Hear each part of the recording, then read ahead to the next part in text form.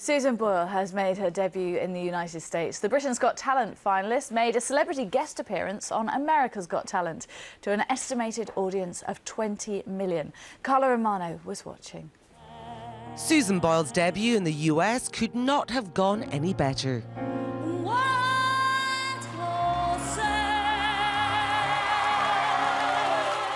Sybil's appearance was taped at the Hollywood studios behind me. Now, on an average night, America's Got Talent pulls in about 13 million viewers.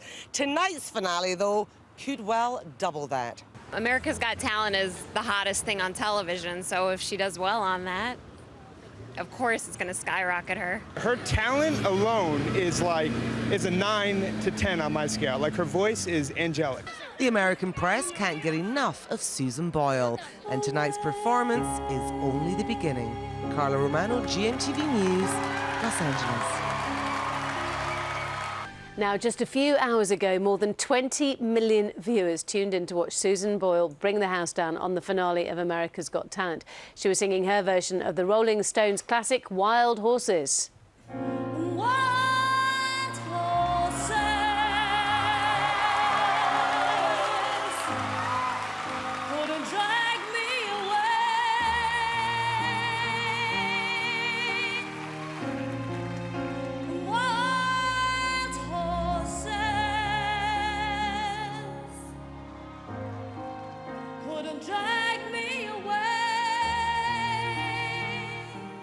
Well, one person who's absolutely thrilled by Susan's success is Fred O'Neill, Susan's voice coach. Good morning to you. Hello. So, brilliant. It must be incredible watching somebody you've taught just go to these dizzy heights. Well, it is amazing. I mean, I haven't taught her for some years, but it's fantastic. It's kind of surreal as the whole thing is going on, because it doesn't seem to have an end. And we don't want it to have an end. No, of course we don't. Yeah, but it's just each step of the way, and different obstacles, you know, to be negotiated and overcome, and mistakes and things. Now, of course, the famous song was I Dreamed a Dream, and then this one is quite a departure for her. It's quite a dark song, and on a personal level, I think perhaps I would have liked this as an album track on a third album or something, but I'm not feeling, for me, that it's a song that you know, it's not a song for me, for Susan. I like her singing more inspirational songs, like the one I Dreamed a Dream or Memory. I mean, it's still got a fantastic, strong melody about it. I think this is a completely different kind of song. If we just have a quick look at listen to it again. Yeah.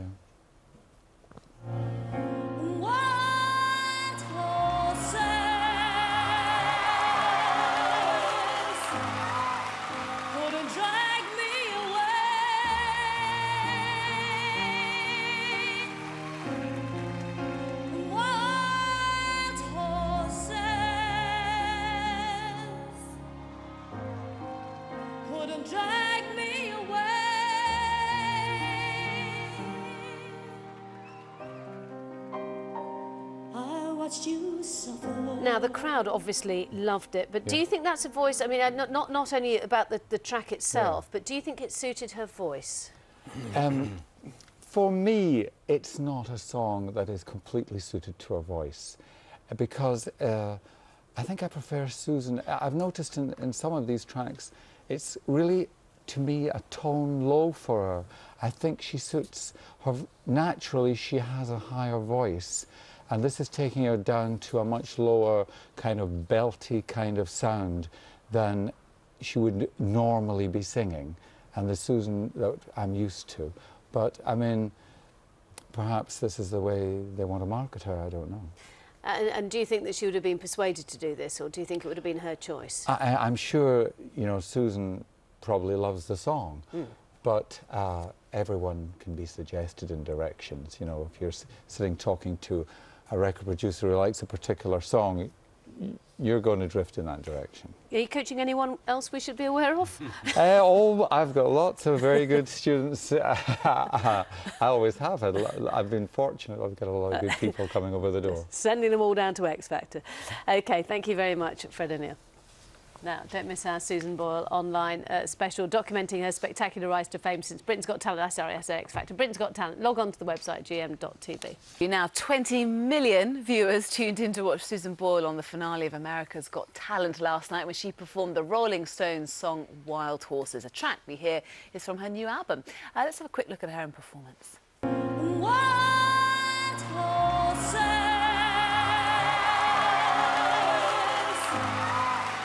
couldn't drag me away.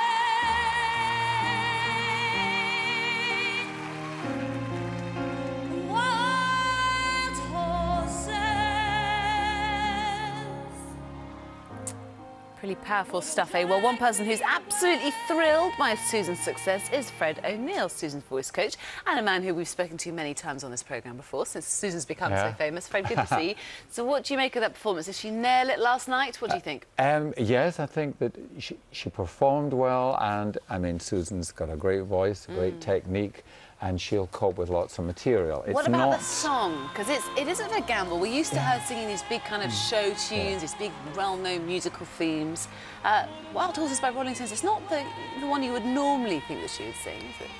Personally, I like Susan singing your big show songs and a more melodic song. That's just a personal choice. It's not a song that I particularly would choose for her to sing or want to hear her singing, but I mean, if it's an album track, then I suppose it'll be other tracks. When you say personal choice, do you think that she actually chose to do that song? Do you think she quite likes doing different music as well as a big kind of show? I wouldn't want to say that I would always choose to limit Susan to just singing big show songs. She may have chosen the song. I've never ever heard her just talk about this song, but I mean, yeah, we've all got songs sitting in the backs of our heads, you know, singers know thousands of songs. Is it a taste of things to come with that album, do you think?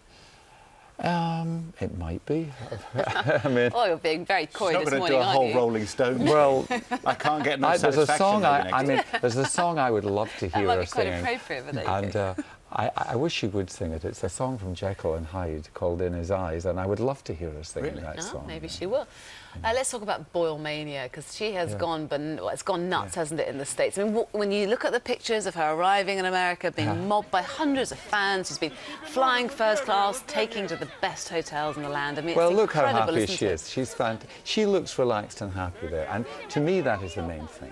I mean, it's just great that this is really bringing her the fulfillment in her life. Because you, of course, know Susan as a very normal, very ordinary lady. Yes, I know that you two are still in contact. She likes to write to you, doesn't she?